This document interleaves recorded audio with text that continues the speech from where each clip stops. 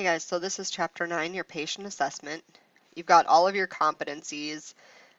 There are tons in this chapter, so I'm going to just skip through them very quickly, but know that this is a very important chapter. This is the basis for everything we do as an EMT, and furthermore, as a paramedic.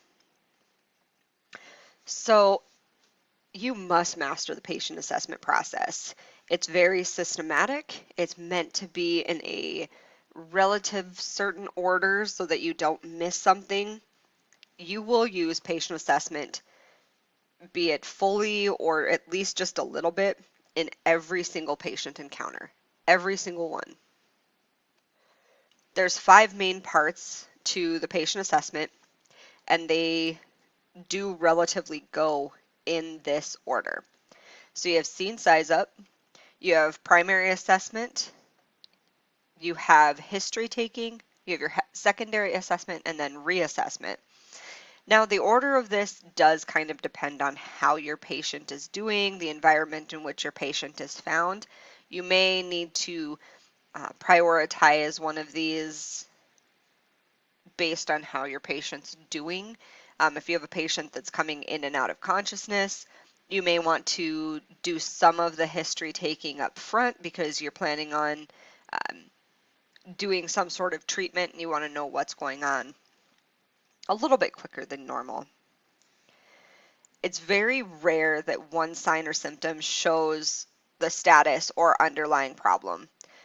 Symptoms are things that your patient tells you that you can't objectively measure. So a blood pressure, we can take a blood pressure and actually know what that is. But pain, the only measure of pain is your patient telling you how bad the pain is. There's no set scale with which we can definitively measure that. A sign is like a blood pressure. You can actually observe it, or you can measure it on a set scale that isn't open for interpretation. You will base everything as far as your treatments based on symptoms for the most part. We as EMTs do not diagnose. A lot of times in order to give a diagnosis, you have to have a definitive testing, even a fracture in which your arm is angled at a 90-degree. Pretty obvious that it's not supposed to be that way, but without x-rays to confirm, you can't diagnose it. So truly, even you roll in and the doctor says, oh yeah, his arm's broken, it's not a true diagnosis until he does definitive testing to confirm. So a little bit interesting there. Scene size up is first and foremost the most important thing that we can do. You need to keep yourself safe. If you end up getting injured, there's no way you can help anybody else. So this is how you evaluate the scene in order to know what you're up against. You're going to need to maintain situational awareness at all times in order to make sure that you're safe. So situational awareness is paying attention to the conditions and people around you at all times and recognizing the potential risks that those conditions or people pose to you. One thing that you should do when walking into a scene is don't just focus on the patient. Always kind of glance around. You should know that if things go down, this is how I'm going to exit this space. And you should try and have at least 2 ways to egress or to get out of the situation. It's not being paranoid, it's being prepared. And there's a very thin line between the two, and you should walk that line very, very, very closely because things can go wrong in an instant. Other scene size up, you're going to look at the situation conditions prior to responding even. So when you get your dispatch information, it's going to provide some basic information about what's going on, the scene itself, and why you're being requested there. When you get there, you're going to start observing the scene from the ambulance. Even if you're going into a house and you can't see the patient, let's look around for a dog. Do we have a closed fence? Do we have damage to the stairs? Is there something not right about the scene that's kind of giving you that, we call it spidey senses, or at least I do. Um, or is the house kind of disheveled? Maybe that has some clues about what's going on with your patient. Your issues can be minor difficulties that need mitigated. Hey, somebody go ahead and lock up that dog so that we don't have to worry about it. And it's amazing. It's not the big dogs that attack you. It's those little ankle biters. I have never, ever been attacked by a big dog on a scene. They watch you really closely. I've had one get up in my face and like stare me down, but it's those little teeny ankle biters that I've always had problems with. So don't misjudge the size of the dog. Um, don't enter the scene until it's safe for you and your team. Car accidents are huge. What can happen is that you go into an accident where the airbag has not deployed and you're leaning across your patient in the driver's seat trying to talk to them, and all of a sudden, for some reason, that airbag gets triggered. Now all of a sudden you're taking all that force to the back, which is going to throw you into your patient. You might have a skull-to-skull collision, and now you're hurt too because you have a concussion. That's a let the firefighters come in, disconnect the battery. They have these special covers that they can put on the steering wheel so that even if the airbag does try to deploy, it'll keep it contained so it doesn't actually hit you. When you leave the scene, you want to enter and leave the same way. So that's your route of entrance and egress, typically going to be the same. If for some reason there's other ways out, just scope them out. What if somebody blocks the way that you came in? Try and have another way. When you're on a roadway, always wear a safety vest. And that's a requirement of all ambulance services. They have to have a safety vest for you. Consider difficult terrain. What they're doing here in the picture is a terrain rescue. I have done a couple of these, and they're rough. Fire departments, if that's part of your terrain, will be trained in this, and they're going to be integral for helping you get the patient out safely.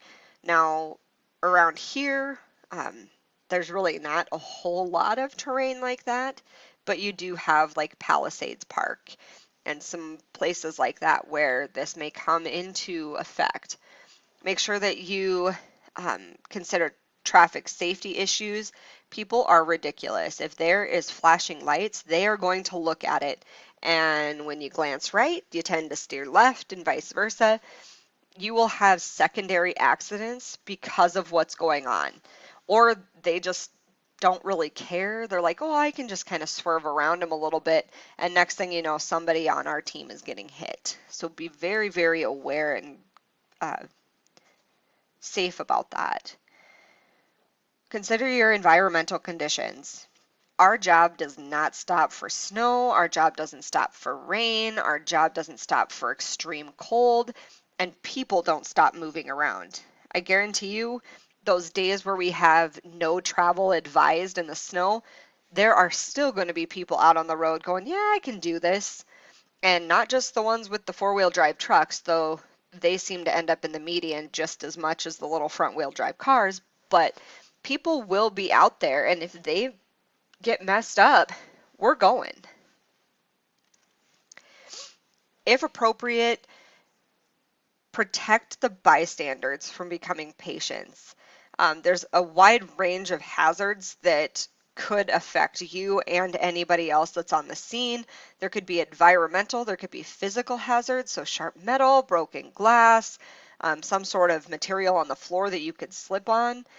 There could be chemical, electrical, there could be water, fire, explosions, the threat of physical violence. If your patient is very violent, they could potentially be the hazard.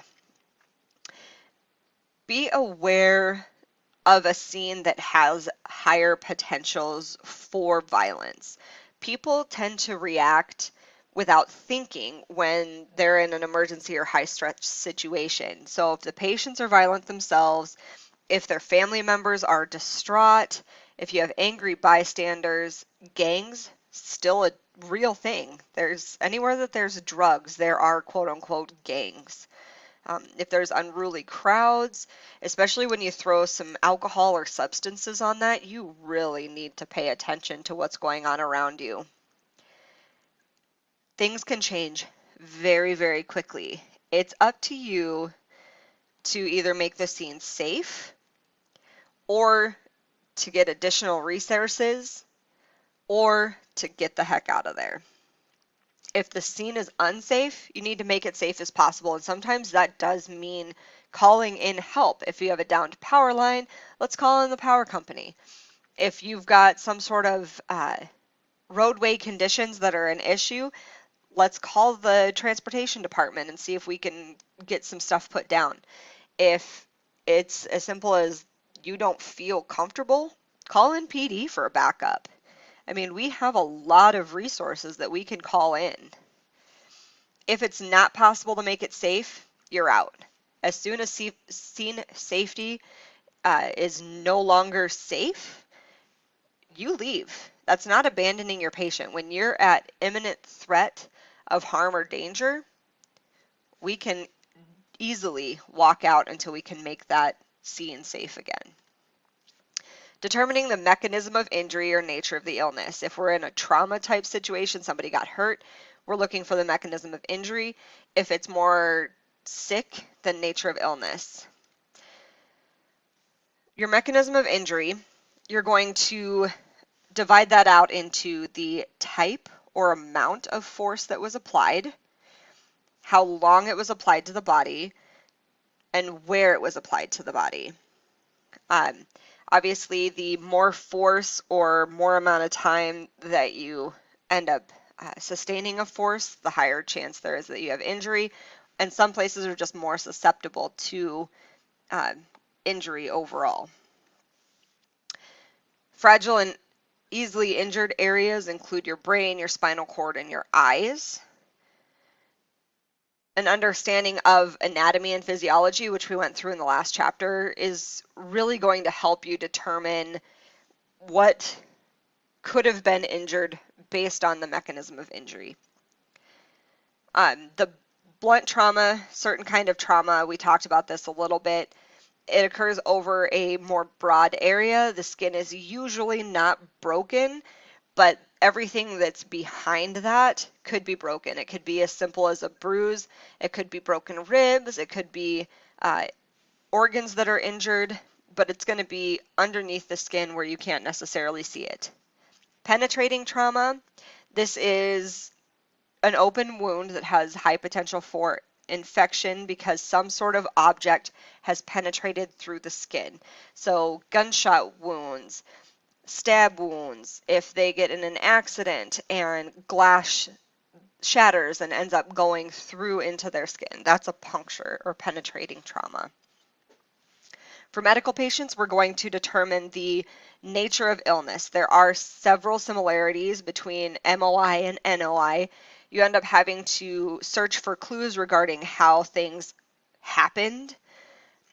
You need to use a little more history-based with nature of illness because everything's not going to be super obvious. There's not going to be a car in the ditch.